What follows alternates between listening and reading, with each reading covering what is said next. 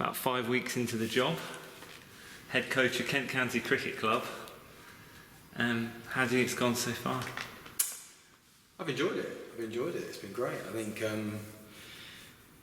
for me it's been interesting in that what I do daily hasn't really changed too much. I'm still working with players that I worked with for the last 3 years at Kent. Day to day, not much has changed. Still speaking to players, relationship with players, coaching players, that hasn't really changed. I guess the stuff that has changed is all the admin stuff, dealing with agents and trying to think down the line in terms of what we might need through various stages of the season, in terms of overseas players. I suppose you feel you're a bit more responsible now for the group as a whole, whereas assistant coach, I guess, you're sort of dipping in and out of players all the time and working probably a bit more specifically with the batters. Now it's an overall responsibility, making sure the rest of the support staff is in a good place and making sure they're cool. So it's sort of all encompassing, and trying to get your head around managing all aspects of that is the new challenge, and making sure I'm still finding time to work with the players, which is the number one for me. It's still the most important thing, is making sure players get what they need, technically, mentally, fitness wise, and they're happy in their lives. So it's been fine. It's been busy because it's sort of everything's come around pretty quick, with obviously coming out here and taking the job just before that. So it's been pretty full on. And that's obviously just the nature of the job, I guess, in terms of before the cricket starts, the off-field stuff is a bit more prevalent than it would be during the season, where your focus is generally on the cricket. Yeah, for sure. And I think, I got probably, I suppose, early January when I was given the job. So it's, with obviously Antigua in mind, you're trying to get that sorted to make sure that's in place and everyone's understanding what we're doing, where we're going, why we're going, is everything sorted, whereas also making sure everyone wants a bit of you over that period of time because it's new and wants us to speak to you, and also you've got your mind on the season and trying to plan that as well. So it was a short window to sort of try and get your head around it and try and make sure everything's in place, and the winter is very much a case of planning and have an idea of how we want to attack the season and what we need. And look, coming out here has been great in a sense, because we've given ourselves a good opportunity to see players in action, playing competitively, giving us an idea of where they're at, where they need to be and what we can work on.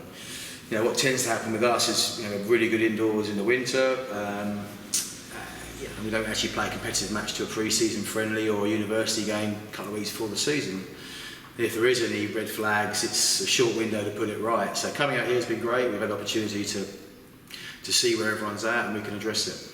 And obviously, look at the results. They say, three wins out of 8.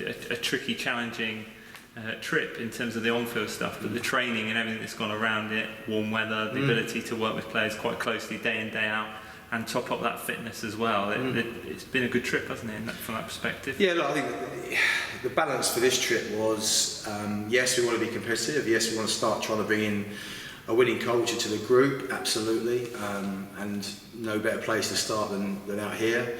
But balanced with that was a great opportunity to get to see everyone play. We could have made sure we had a full strength side every game. We played like all the other islands and all the other teams did, but we chose not to do that. We chose to have a look at everybody, try and give everyone a chance to play. I mean, it would have been a worthless exercise going home from here, not seeing people in a match situation. So it was difficult to balance that at times and make sure we were at our best all the time in terms of the selection. But I think, say for us, it was trying to overcome the conditions to start with, which wasn't easy, and I don't think actually we probably got to grips with it at any stage of the season, any stage of this tournament, if we're honest. Very different to what people have experienced over their careers. What specifically? Obviously, the weather, the grounds, the pitches themselves. Not so much the weather. I mean, that might have impacted a little bit, but I think mainly the the surfaces, and the style of play. You know, one day cricket they tend to play 3 spinners. The wickets are slow, low, spin a little bit but inconsistently, and I think that was a challenge. I think players, you know their games pretty well, but weren't able to play their game A out here, and the skill to adapt into a plan B or C wasn't very evident for the first. Well, really for most of the trip. Probably the last couple of games we sort of came to grips with it. Particularly from a batting point of view, so you pick out people like Adam Rouse and Will Gibbon who got career bests and improved as the trip went on, which showed obviously players getting to grips. Yeah, look, we talked about it a lot. You know, pretty much after the first game, we addressed it and identified that it's not going to be easy. You're not going to be able to play like you would do at home on those conditions when the ball comes on. You got pace the ball to work with. That wasn't really evident over here. Spinners bowled very quick, very flat, very straight, and it was challenging. And I suppose realistically, just expect those guys to just come in and play, brilliantly, adapt to this service from ball one was probably not going to happen. But what I hope has happened is that they've learned a lot from this trip, and that they'll take something back with them to England, and when they do come across a similar situation or equivalent situation, they might be able to deal with it better. And I hope that they become better cricketers from it. That's what you get from travelling the world playing cricket. You expand your game and you develop your game. I hope all the batters have learned a lot. In terms of bowling, a similar sort of thing really. Bowl straight. The margin for error is a little bit shorter. So you've got to make sure you're very crisp and tight on your lines. Spinners, different pace to bowl, and lots of stuff that we can really work on and take forward. I mean, we might not need to use it back in English conditions, but there'll be situations where you might, and I think hopefully everyone's better for it. Definitely the education. You mentioned the debutantes there, and the academy again producing a scholar who's come and played a senior game in Ollie Robinson, and the likes of Hugh Bernard, Imran Khayyam. That first experience is something they can draw on in the future. And that's the point of the trip, to give these guys an opportunity to play against some really good sides. Barbados obviously didn't play against them, but a side full of internationals. Jamaica's similar. Obviously in our pool we had Trinidad with a load of very experienced players, international players. Leeward Islands had a very strong side. It was a great opportunity for those guys to put themselves up against some really good cricketers.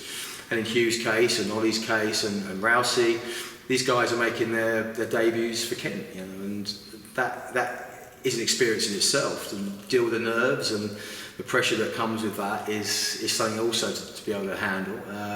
I'm really proud of them. I think they dealt with it fine, and Rousey improved throughout the trip.